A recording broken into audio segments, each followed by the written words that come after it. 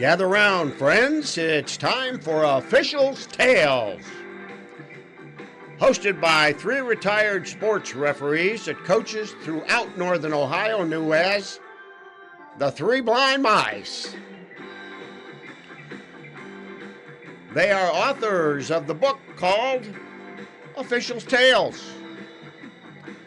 So let's meet the authors and your hosts, Jimmy Borgia, Rick Hall, and Don Nardecchia for today's edition of Officials' Tales. Now here's your host, Rick Hall. Welcome everybody to the latest edition of Officials' Tales. We had a few little bumps this morning, and we had some issues with people getting here.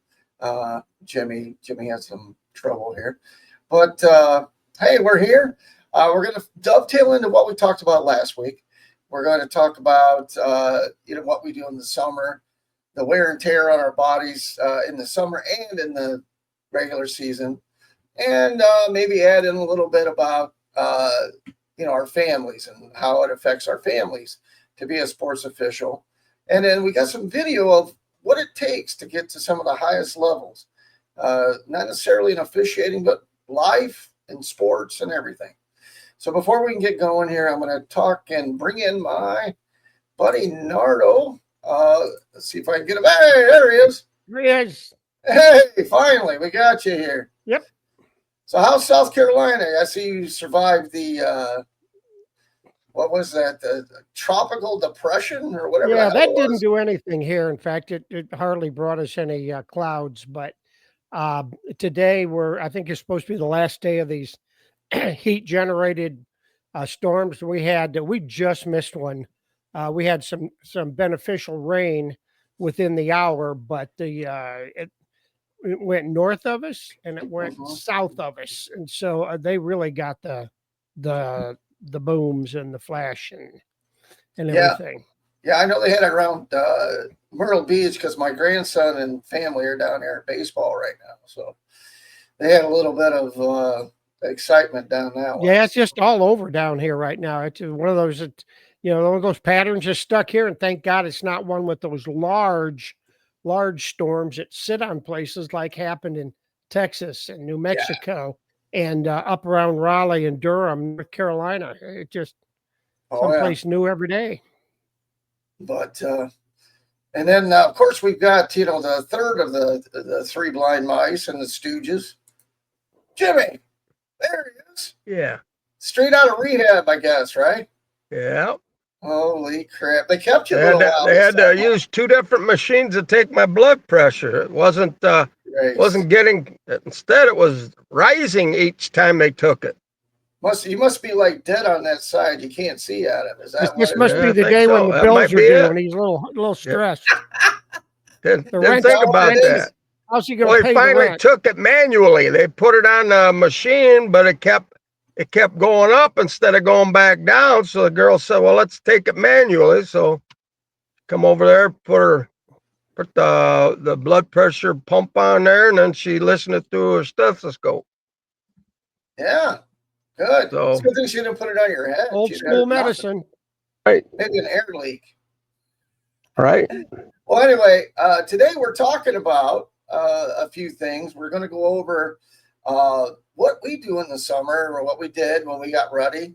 I know we've gone over it a few times, summer camps, some of the things that we would just put our bodies through for football and then basketball and then football, scrimmages and stuff and the heat and whatnot. I guess I'm going to, Don ran a lot of camps for us. So I'm going to ask him what he thought about all the things that we would go through to prepare for the next season. Well, going through those things make you better official, but it also kept you physically fit. And as we aged, that was more important because it's hard oh, yeah, that's right. You pointed at me for? Yeah. What do you mean? It's hard to get in shape. It's hard to get in shape for a season. Yeah.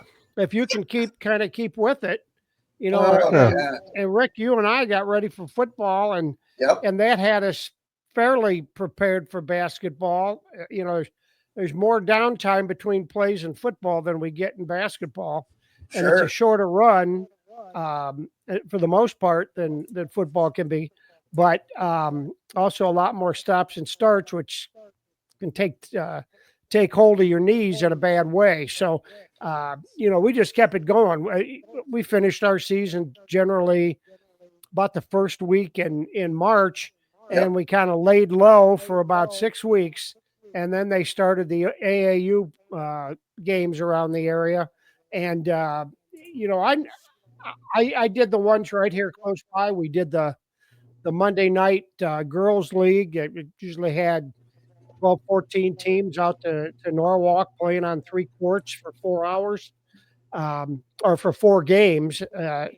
Every Monday night for about 6, 7 weeks, and that would get us through July. And if there were a couple other things, coach may call from somewhere, say, "Hey, we're getting a couple other teams come over. We want to scrimmage for a couple hours. You guys come out and help us out." So we'd go around the county somewhere for that usually, and before you know it, they're ringing the bell here the 1st of August almost for football scrimmages. So Oh, yeah. it's you know, you got to shut it down some, but you got to keep it going to keep yourself physically fit. And you know, I was just looking for something that was sitting there. Anybody recognize this guy? You have to go over a little bit. I'm not sure. I think I recognize the picture. Well, that's from 1996 when we had our 3-man clinic up at St. Paul before the new building was out at Norwalk High. Oh, yeah. And they had the 8 teams down there, and we decided with 3-man right around the corner, we were going to start working on that. So that was another thing we did at St. Paul. It was a 1-day deal. Once they started using St. Paul and the rec center in Norwalk, the 2 courts at the high school and 1 at the middle school, it became a Friday evening and most of the day Saturday deal, where we did a lot of we did working on Friday and did a lot of work teaching on Saturday. And so, you know, because we're year round, I don't get into it too heavy, but just enough to keep going. You know, that Monday night is good during the summer, and you add a few weekends like we did. That's plenty to keep me ready for getting ready for football. So it's a lot's out there now, and it didn't used to be in the early days. You know, we had they had Monday Night Girls League in Norwalk for a long time. It goes back. I'm trying to think who may have been coaching in the early days. Mike Gross was AD, and I might even been Al Plesnick. Yeah, maybe. Yeah. But yeah, when we did that over at the junior high for a long time, because they had that, you know, they could go side by side courts out there, but no air conditioning in that building. And man, that you know, whatever we were doing out there during the summer, you lost a few pounds from sweating there, and that was a good thing for us. It still is when I get out and mow the lawn here. You know, on these, you know, I'll sit until 8:20 when it's about 82 degrees, between 82, 86, and the real feel is 90. And I'll go out and mow lawn out here. I get half of it and figure that's good for the night. Come in sweating like I just ran 4 quarters, and then the next night I go back out and hit it again. Well, that's good. But I'll tell you the other thing about this guy from 96. So you know, that's it. Yeah, that's about that time right there. Yeah. That was about 40 pounds ago. Yeah, there we are. Yeah. And you know, once we went to 3-man and we were traveling together, we always went somewhere to eat on the way home. Oh yeah. Slowly the pounds crept down. About each year over the last 8 or 10, we see about 2 or 3 more pounds go on that we try to work off in the summer. But yeah, that's the 3-man also started the weight creep. That and getting a little older. Well, yeah. I mean, boy, did we look young there. Boy, you got it. You got. There's the 3 of us right together in that front row, even. Oh yeah, I mean, look at that. That's us right there. First row. I'm on the. As you look at it, I'm to the left, and there's Jimmy, and there's there's Rick right next to Jimmy. Yeah. You know, dark hair on all our Wait a heads. minute. You had hair, Rick. I know, right? Well, So who what was do you that guy think? in the newspaper clipping? That's me. Oh, You must have didn't skipped look that like. morning. Oh, you had hair too. Yeah, that's what I said. I had hair and less weight. You know, Oh, we all did. Yeah. Oh my it God. all comes together. I look at that. So, whew. We all Ooh. did. So what do you Wearing a think of all this, large. Jim? That shirt was a large, I believe. I No longer, Yeah. baby. haven't worn a large in a long time. I'll tell you that.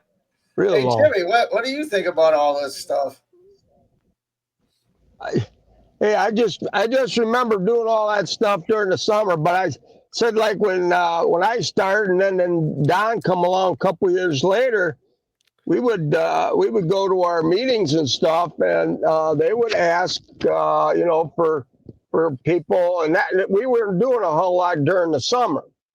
As those first couple of weeks before the season got going in scrimmages, where we had it was Gene Marzak lived in Sandusky, but he ran the with the guys out of Toledo, or his buddies that he brought in, Mm-hmm. and you know it was like, here, help this school and do a scrimmage, but we weren't getting paid at that time. And it was like, wait a minute, we're doing the scrimmages.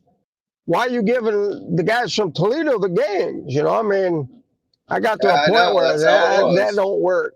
We I had mean, a if I'm big. going to help you out and not get paid for it, then at least give me a couple of games and kind of balance the scale a little bit. Yeah, and we'd stay So pretty much in the right, Firelands Conference because that's where you know Mark Heyman was giving us games down right, there. So we stayed in the Firelands Conference, but right. as there were more and more summer functions for the basketball teams, there were more and more of these summer games, and then more and more scrimmages Mhm. being played, and more demand for officials that the schools finally they paid about a half a game fee to Mhm. each of us for going there. And you know, I thought that was great because we need the work physically, Sure. we need the work mentally, and they you know they showed a little bit of respect by starting to pay us to do that. And you know, there were times we do 3 or 4 of those a week coming up on the start of the new season. You know, we get after Thanksgiving, and they started looking at opening day at or after Halloween, and start the season. The girls started the week of Thanksgiving usually, and so there was game first. The girls and the guys start. There's a lot of games to work, scrimmage games, but Oh yeah. Well, I'll tell you, I know Don. Now, a lot of you may not know this, but Don actually was a great golfer, and he was the golf coach and stuff. So not only did Don do summer league games, but I'm pretty sure I got a video of Don on the golf course. Let me see here. Oh Hang on one shit! second here. these are all chuckle. Oh, there we go. Yeah, Yeah, there it is. you got to have style, man. Yeah, yeah. So what? So what? So let's dance.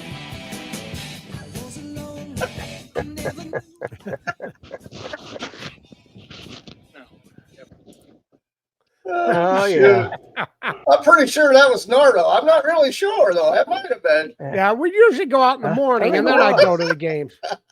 Yeah, yeah, But yeah. oh yeah, we were quite crazy, I tell you. But we did a lot of things. I mean, we would work, you know, girls' league, summer league, and then, you know, God, we do that what once a week, Don? Was that once a week, twice a week, whatever? And then, you know, we were constantly, you know, going to camps. Hell, we used to pay to go to camps. Yeah. Oh, yeah. Well, they still You know, do. You know, they still it do was that. nuts. But back in the days, if you remember, there was a thing on probably on a college basketball pregame or something about a guy by the name of Phil Bova from up in the Cleveland Oh area, yeah, and he was one of the first ones around here to have a camps, and it was basically a showcase for guys who wanted to become college men's officials. He had a bunch of his Big Ten and MAC guys helping up there, and it was almost $500 for maybe 4 days. And you came home with a nice duffel bag with a Bova basketball camp logo on it, and you work your tails off and never hear from them again. And so, unless he sent you an application for the next year's camp, I don't think we have many guys go. But oh gosh, from Dave Farbach from Fremont Oh, went up yeah. there. No, he was a guy was a solid 6'4", maybe 6'5", and shaved head back in the 90s, and a pretty good official. And I thought, if anybody might hear back from him a little bit or call to do JV, college JV games, which are played during the week, they're not played before the for the varsity level games at college. But I don't think you ever heard from them again, unless somebody needed it real bad at Heidelberg, and then they call him. But that was expensive, and I don't, when you get too many college guys together that are supposed to be clinicians, it's real easy to get war stories from the court rather than constructive criticism. And so that those things were way overpriced. And one of the things that drove me to do this, I went to Diane Place, who I worked for as the assigner for almost every basketball program in the state that wasn't Division I women's program. And she had a camp at when I went, it was at Baldwin Wallace. It was $150. We stayed 2 nights. She had meals for us, a bunch of good clinicians. Didn't tell war stories except at night when we were having snacks and beer before we'd go to bed.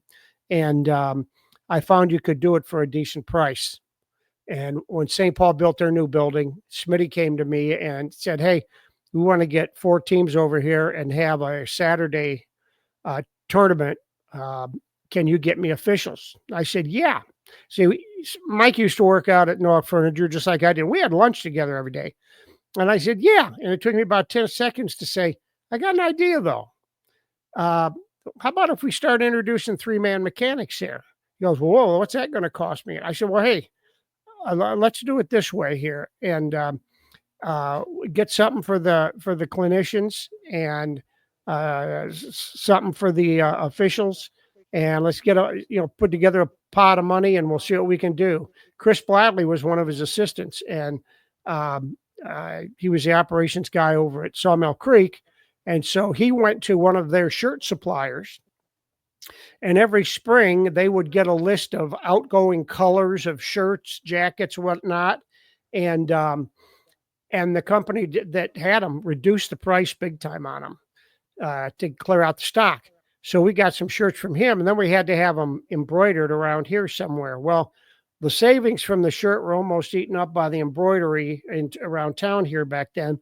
But all the workers, the worker bees, got vests with the logo on it, and then everybody else got shirts. And we went from that to doing watches with the logo on it.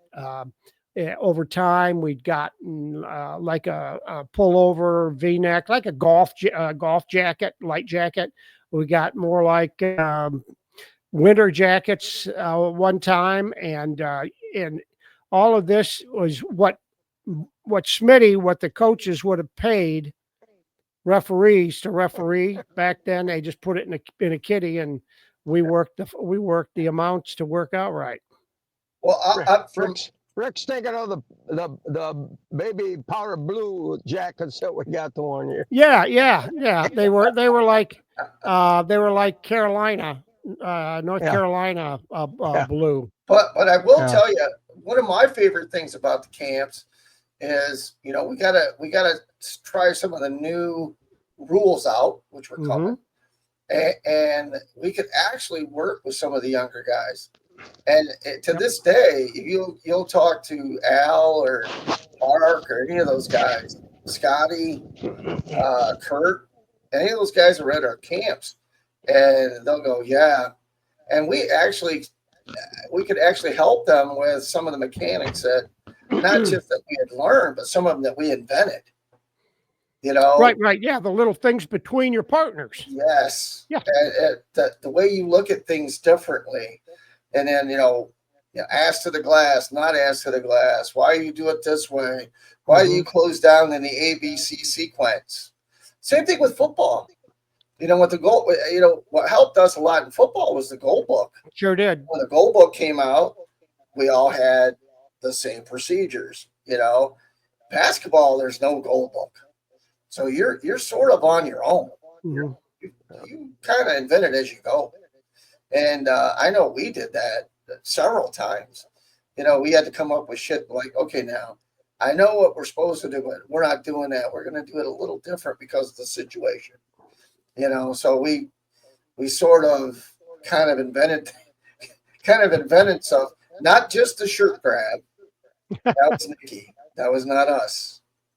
Well, I almost had a great picture. My little 6-month-old granddaughter grabbed my shirt the other day and pulled it. I grabbed for my phone trying to get a selfie with us. She finally let go before I had it ready. But I think the 3-man sort of brought on the advent of us all working together. Yeah. You had the same crew. 2-man, you kind of did that, but there was times you were working with different guys. But 3-man, man, we were locked in as a crew. In our case, the Three Stooges, right, Don?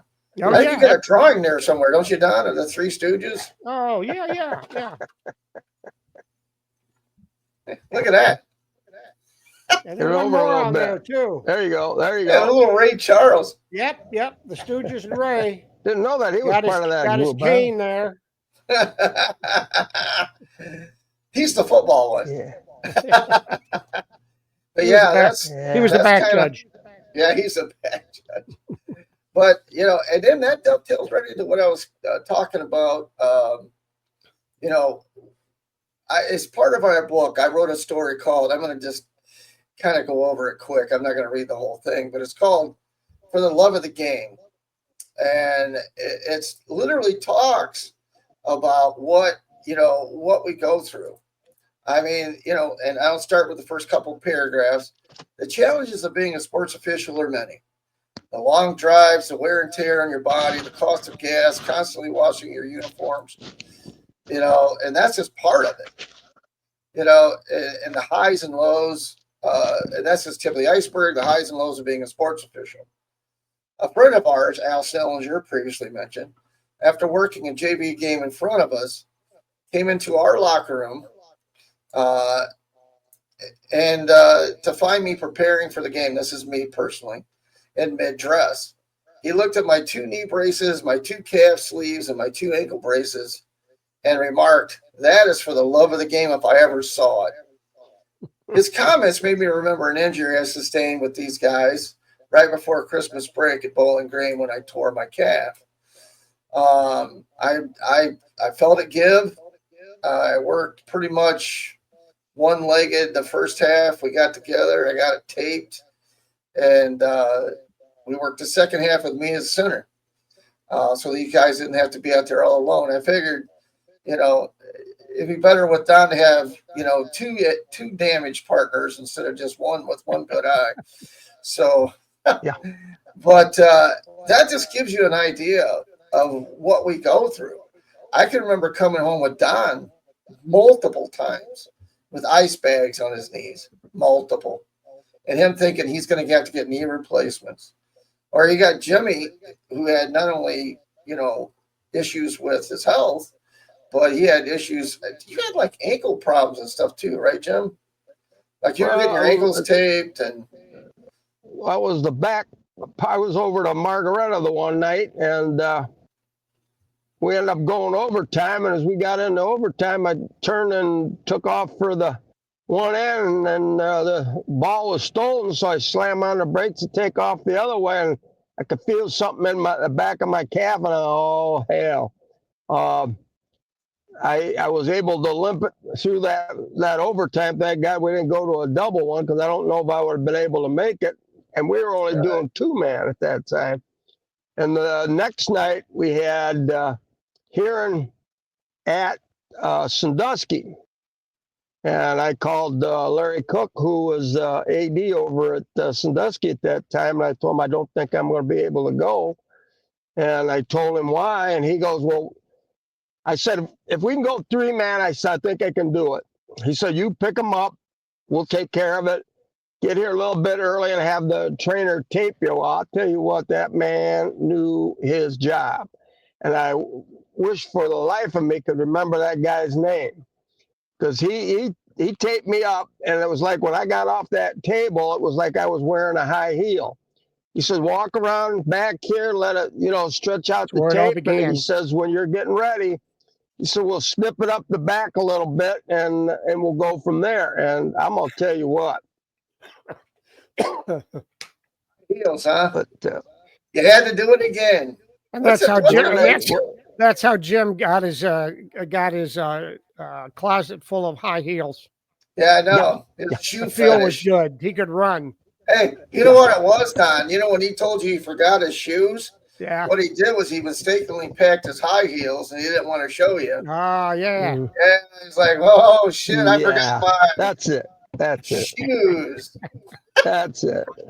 Now, as we talk about this here, the Jesus people Christ. out there that listen to our podcast from time to time, if you've got our book, if you look in the book, you could see that Rick and Don have 2, maybe 3 times many pictures of themselves as me. It's like you don't put the ugly people in the book, you put the better looking ones. And I'm sorry, but if you look at us 3, man, come on. Yeah, there you go. A little Vogue action. Yeah, there you go. But I think they paid their wives to take pictures of them. They. oh I yeah. don't know. What do you mean? Of course. What's wrong with you? Of course we did. I worked so hard to get that big picture of you with your hands extended, reaching for the football. Okay, it was in the newspaper. Oh Did yeah, that. that's nice.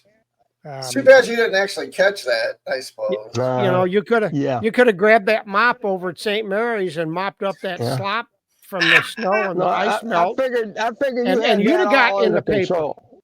Yeah. I just assume, that picture looked nice though. I mean, black and white and all. I mean, it was all right, I guess.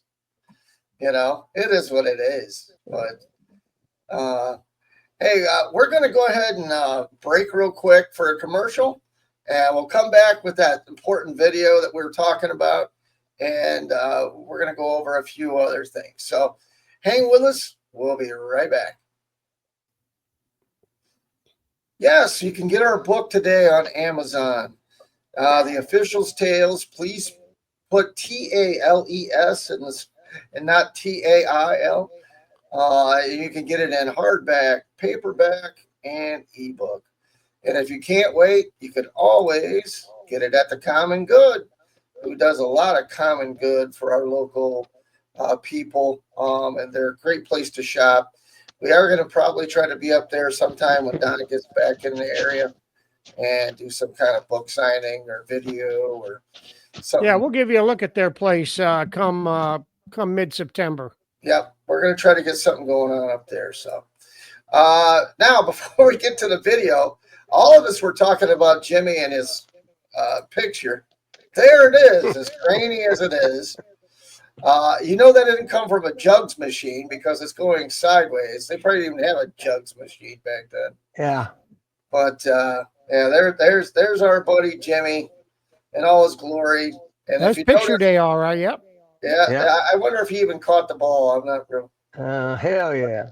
I'm not real sure. Hell yeah. So, anyway, before we get going here, we're gonna show you guys a video of what it really means or what it really takes to be the GOAT and what people say it takes. So hang on a second.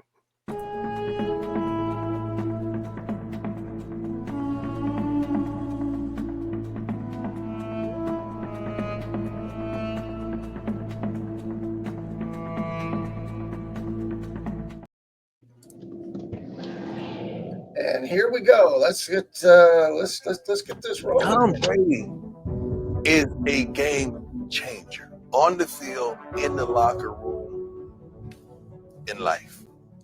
Without Tom Brady, this does not work. Without Tom Brady, we're not here. Without Tom Brady, that wonderful picture is not nestled behind you.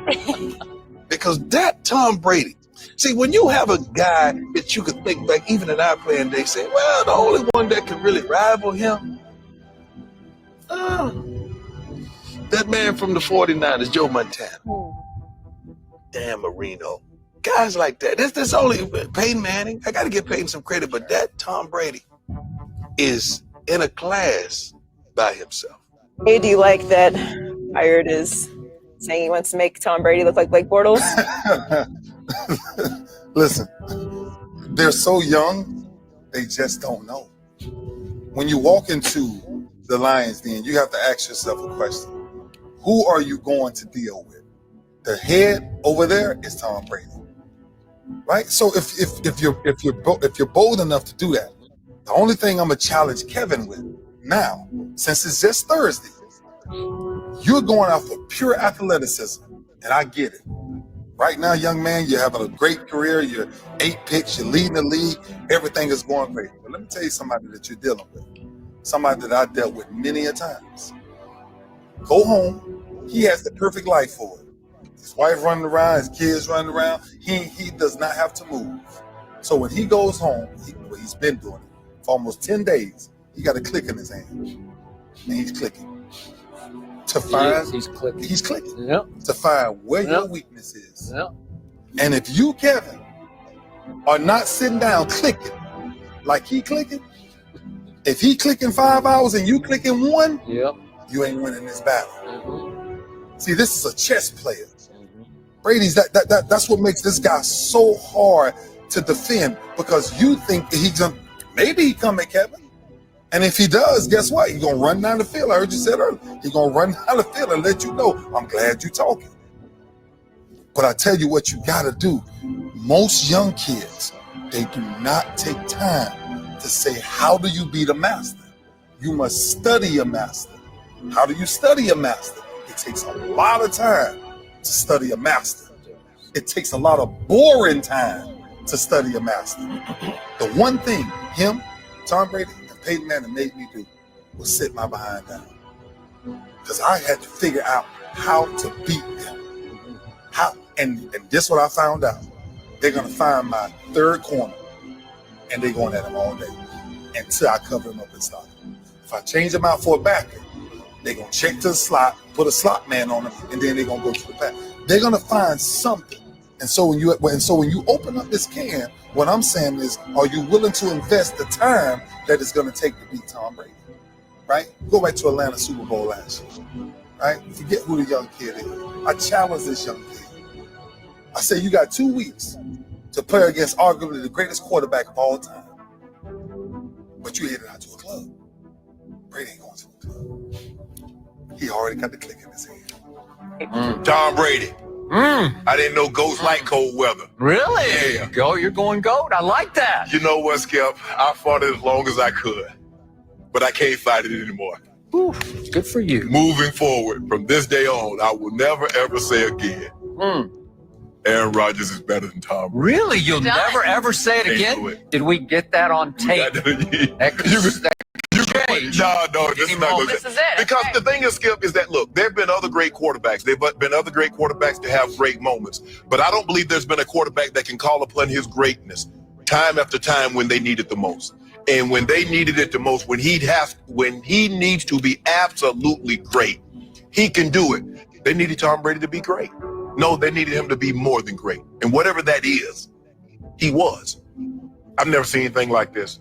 If you play the game, you have an understanding, you have a greater appreciation for what Tom Brady's doing.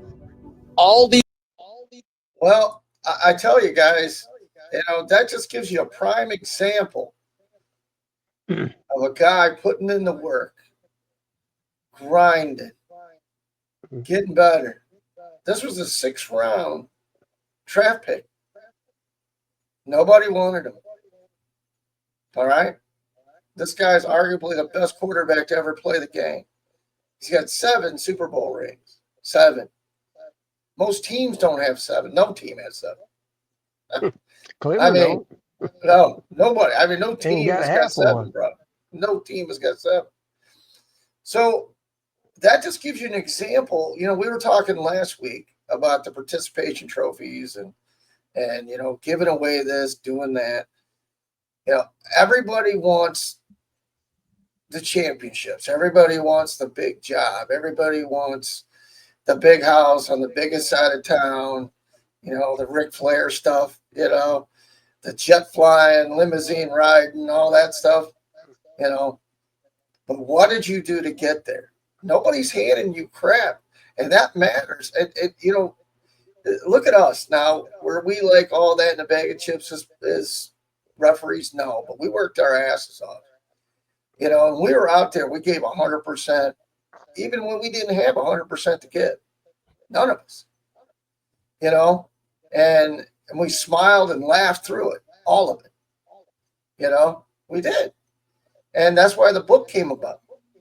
And I know I'm looking in these guys' eyes. We know, you know, we're former athletes. We know what it takes, you know. And I go, let's just go right back to what we're talking about: sports officiating. Every kid wants to be an NFL ref or an NBA ref or whatever. You don't know what it takes to get there. You know, our buddy, you know, Foltzy and his son though. I look at Billy Foltz. I see him out there busting his ass all the time. And when he's not there, he's at work or with his family or in that rule book, always.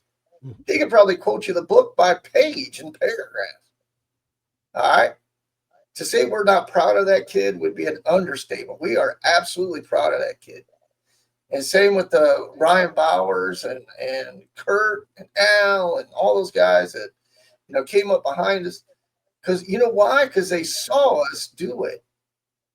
Okay. Same with, you know, I think that's what makes you a good parent. You know, the kids see you. They know what you're doing. They're sponges. You can tell them everything, but they see how you're doing it, you know, and that's how they're going to grow up. So, you know, I mean, what do you think, Jim? I mean, you've seen it. Well, first of all, I want to know, is Billy paying us for that buildup of him? I'll tell you, he's earned it. Have you ever watched that kid work out? Oh, yeah. Holy shit. I see him go down there and do his workouts, his slaps in the pool and everything. Heck, there's stuff he won't even eat. Heck, when we used to go up that way in Bowling Green when he was going to college, he'd come over and join us, and he'd eat wings with us, put them away just like his old man. Now he won't hardly touch the stuff. Well, he knows what it takes. So, but see, that's a sacrifice. I mean, think about it. Think about what we used to do. I sit and think about that sometimes, like, Christ, if we weren't doing summer league, we were up at a Bowling Green or Toledo or somewhere working, you know, and we were training. And then we had, Don and I with football, I mean, my God, we only had a couple months off a year, you know, I mean, what time is there to recuperate? There isn't any. You're just flipping the page, baby. You know, what do you think, Don? You saw the video. You know, you're right. And you know, we don't know. You see what Billy does. You know, I talked to Riley down here, Riley Johnson, who's a referee in the Atlantic Coast Conference, football referee. And he's always talking about being in the book and learning the rules and defining what the new rules are all about, et cetera. Speaking to groups down here and stuff. Even, you know, Brad Huntley had a great career as a referee working the state finals more than once. And he told us last fall about how much time he put into video review and stuff. And I can remember when he was just getting started, and Larry Last and Bill Nam were just getting started with the North Coast Football Clinic. And Brad was there at every meeting we had prior to the event where we were putting together what we wanted to talk about. We'd break things down by position, and then half the group would go that. Another group would, the other half would go to out on the field or in the field house and work on positioning on plays and stuff.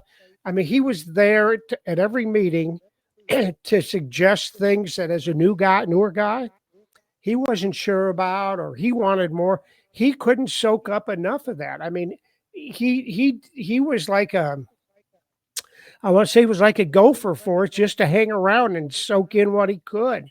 And in the football playoffs. And what he did, he took his own little projector along with some plays that he'd seen, maybe taken off the online presence of a game the previous week that they had worked, and picked themselves apart and stuff in the locker room before the game. Or he'd send them a package of it so they could look at it on their computers at home. That was just starting to happen when I got out. We'd get ours Saturday morning. I'd sit there with it, and I'd remember the plays that were bang bang plays and stuff, and look to see if I thought it was right, and if it was or if it wasn't. I'd always look at the positioning, how we had ourselves positioned for it. If you're in the right position and don't see it, you can't do anything about that. No. But I would send things out to the guys then too. That was just starting as I was getting ready to say goodbye. But I mean, Brad did all it takes, and so does Greg Bartimus. All he does with the rules study to get to those state finals. You know, it's really, you know, I'm happy for those guys because they put in extraordinary amounts of time. Once I took over the golf program, started the girls golf program, my time during the season was not what it was before that. And so, you know, I realized that I was going to have to do a lot more work at times that I wasn't used to. Did I get as much? No. Not until we were done by the 1st of August, or I'm sorry, 1st or 2nd, maybe the 3rd of October. And so for the last 5 games of the season, I was really into it. The other ones, not as much, but still, whenever I had a chance, I'd be going over things that were not clear in my mind again.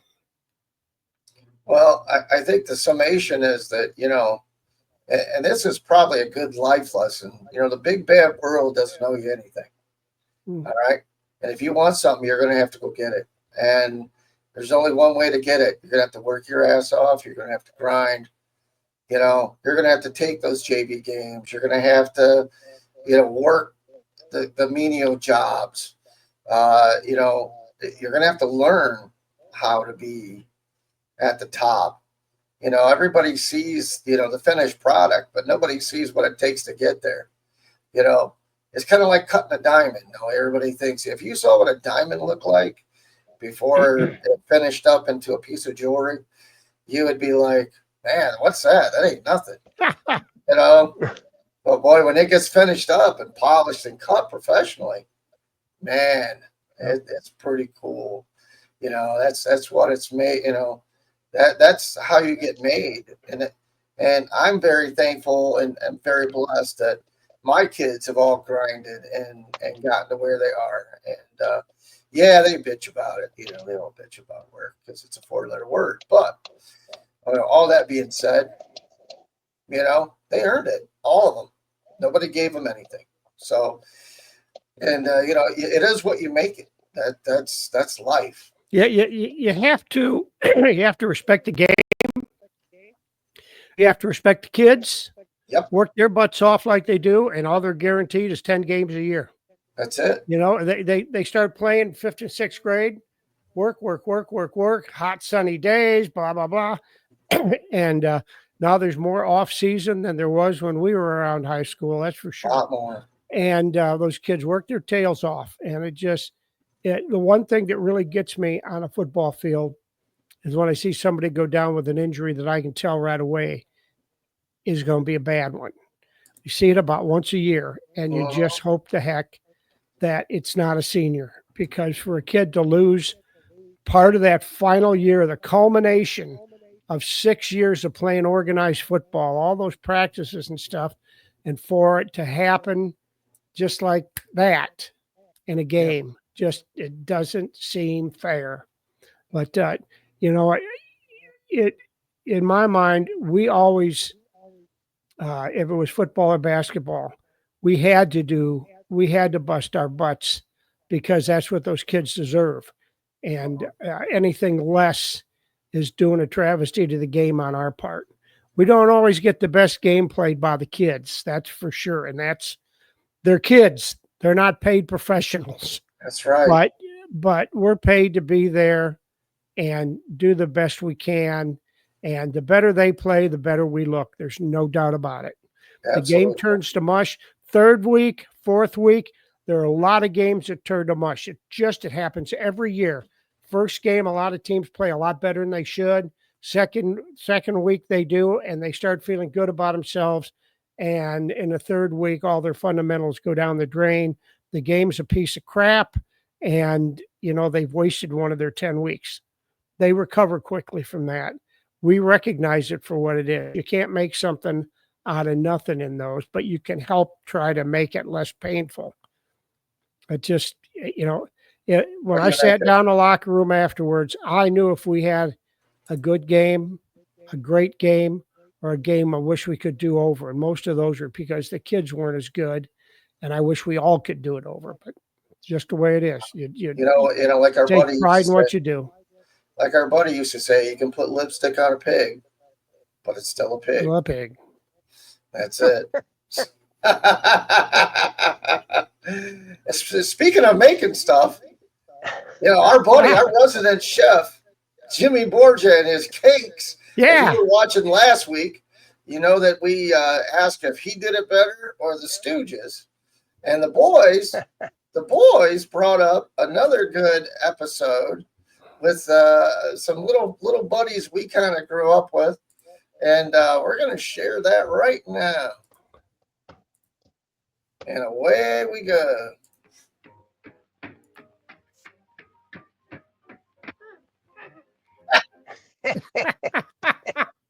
Perfect size. Holy crap. Stymie. Yeah, I read the backstory on this in here, or the synopsis. What is that? Vinegar? Oh my gosh! Dickie and Spanky's mom. It was her birthday, and her dad forgot about it, so they decided that she bought a dress, and Dad said to take it back, and she did, but Dickie and Spanky knew that it was wrong, and they decided trying to figure ways to get money to go buy that dress. So they were going to have a big cake with hidden treasures in it. And they sold tickets to their friends. And here's some of the crap they were putting in that cake. Anything they could find in a drawer. Anything short of a live animal. Their trouble is they left the kitchen, and that's when Spanky and the little girl stuff. There we go. Yeah. Box. There we go. Hey, put that in there. Yeah, there's a Hey, shoe. that's just Throw my that in heels. there. Look at that. Hairbrush. Right there. Yeah, there you go. Throw that in there. Look at that. Yeah, that's suspenders. Suspenders, yeah. Yeah, that's right. Look at this stuff. They're gonna put a mouse trap in there. There you go. There you go. There it is. Gotta set it first, though. It's no fun if you don't set it. This was from 1932. Look at that. Oh my gosh. What's that? Soap? Bar of Soap. Oh my Lord. Soap. Okay, let's stir that up a little bit. Let's stir that stuff up. There we go. Here comes Dickie and Stymie. Now go on. Go on. Yeah. This is Jimmy getting them out of the kitchen. What I'm doing.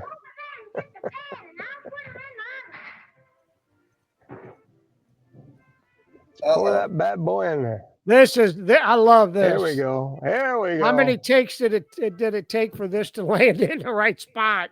Wow, look at that. Put that baby in the oven.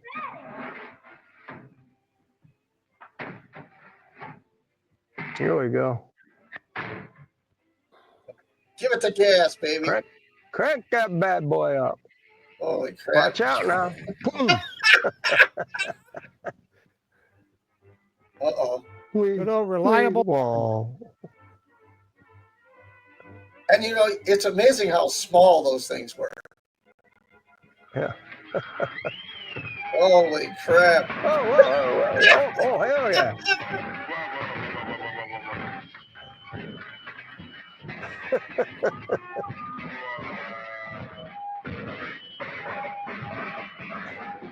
Whoa.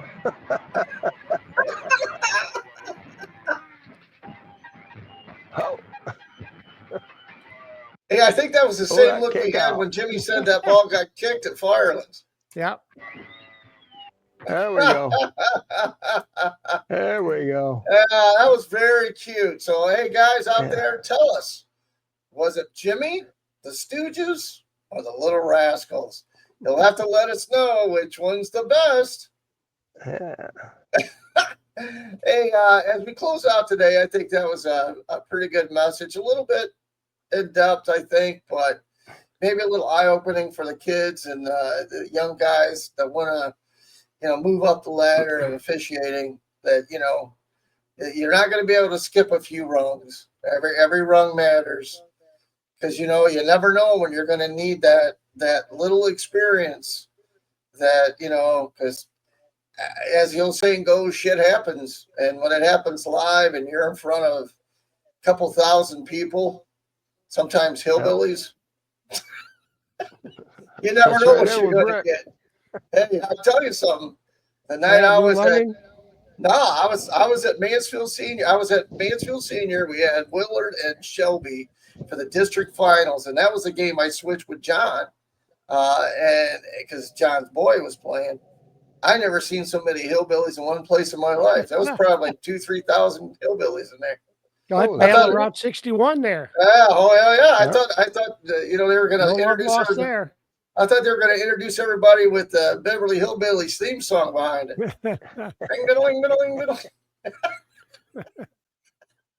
I was like, what the hell did you get me into here, John? Yeah. I think you need to give me your check, too. What the hell? Yeah. Oh, well.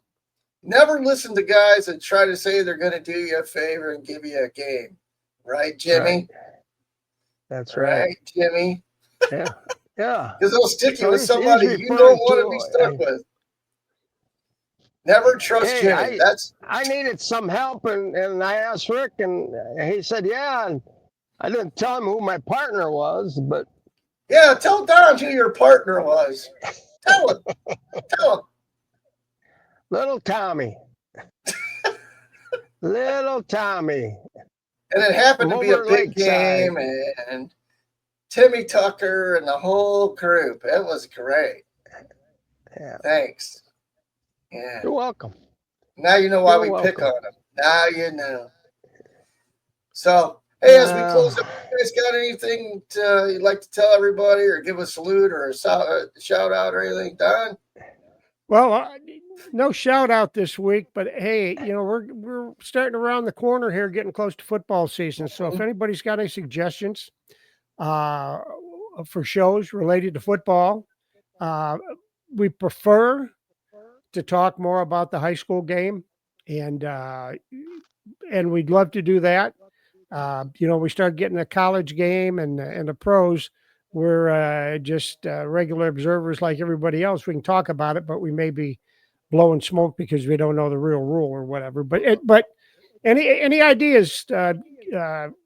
Send us a comment. Send us a question, a comment. We enjoy knowing what you'd like us to get going with. We'll do a repeat of some of the things from last year, talking with officials from around the area, trying to get a couple of coaches, maybe a couple of former coaches, and kind of go from there. Yep. Jimmy? Hey, just like I said last week, I did the shout out to my nephew, and I let him see the clip on there, and he liked that. His birthday was this past Tuesday, and my sister Pam had got him a Three Stooges jigsaw puzzle, and they showed his dad, him, and my mom putting that thing together, and I thought, well, as soon as you get it together, we'll get it on the show. So, absolutely, we sure will. And I want to thank everybody for putting up with us three guys. And if you learned anything from us and all of our bad habits, hopefully you're doing better than we did. And again, we want to thank you guys, and we want to thank all our watchers and people that have bought the book. And I want to thank God for giving us the opportunity to do this, and for letting these three stooges write a book together and hopefully make a difference in a few people's lives. So that being said, good day, good night, and Hey, we'll one other thing, real quick. Have some prayers for the people down there in Texas with all that devastation and stuff. That absolutely. Well, they got the it help there. they They need, got it also in New Mexico. And Yeah. North Carolina, I saw. Yeah. Right. So God bless all those people. Keep them in your prayers, and Right. hopefully, things turn out for the best. Right. I don't know what it would be like to lose a child like that, or a dad or mom or whatever. I mean, it's sad. It's a sad situation, and I'm hoping that maybe something good comes out of it down the road. So God bless them too. Yeah. And God bless all you guys for watching us and putting up with us. And we'll see you next time. Take Have a care. good week.